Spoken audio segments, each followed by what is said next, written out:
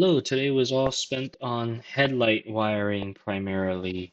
Um, I had forgotten because I had gotten aftermarket LEDs for my car. I had forgotten what the wiring looked like inside the headlight bowl.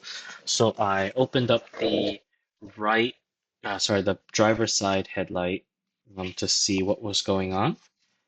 And I noticed that one of the spade connectors was loose, the one that was on the DRL, um, and the turn signal wire was not connected to anything at all.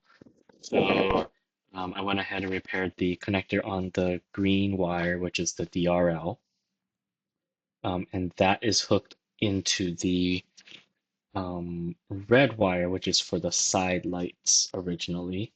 I believe I can use that as the DRL. And then for the turn signal, since I already have the winker on the wing and the LED turn signal, I decided I'm not going to use it, so I just wired it to the ground, which was the original wire that the original side lights in the original headlight was wired to anyways. So I did that. I forgot to check the passenger side, so I'll have to do that next time. But then I spent the rest of my wiring time trying to figure out how to get the winker wire into the chassis so that I could wire it up. Basically, uh, you have to thread it through the wing stay at the top of the wing stay near the hole that's drilled for the ground. Also note that hole you're supposed to drill all the way through so you can mount the ground wire on the underside of the wing stay. That way it's not uneven when you glue the wing to the wing stay on top. You want the screw on the bottom. Anyways, so you thread the wire through the top of the wing stay and you pull it out towards the bottom, close to the middle of the brakes. And when you pull it out, you can sort of thread it along the front top wing stay arm. And then you kind of have a choice. You can thread it through the headlight bracket with all the other wires, um, or you can sort of just go into the chassis directly from underneath the front of the um, top wishbone. I did the latter. I would have preferred to thread it through the headlight bracket with all the other wires. However, that hole is pretty tight, and I remember having trouble pulling the wires out. And to get this through, I tried it. I couldn't really fit it in. So in order to actually fit it in, I would probably have to pull out all the previous wires, tie it back together as one, and then try to pull it out again on the other side. Problem is, the other side is chock full of hoses and stuff, and so I thought it would be a really tough time to try to do that. So I just routed it under the front top arrow wishbone.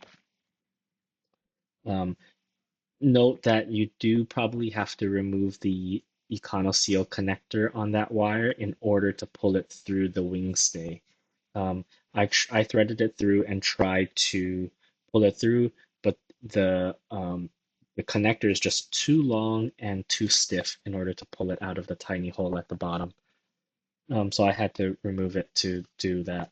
Um, once that was done, I connected all the wires from the headlights and the turn signals and the winkers into I don't know what the connector is called, but it's sort of a housing that houses all six of the wires that you need. You just match it to the colors on the other side uh, of the connector, which is pre-wired, and then you just connect the two together. Um, Then I topped off the oil because my oil came in. I just added about another quart or so, and then the level on the dipstick read correctly. And then finally, I installed, so my fuel gauge mod from Beachman Racing came in. Now, this is a common complaint apparently among Caterham owners where the fuel gauge will either read like full for a long time and then just drop to empty, or you'll have three-fourths of the tank left and it'll read empty. And so this mod sort of tries to help make the gauge more accurate.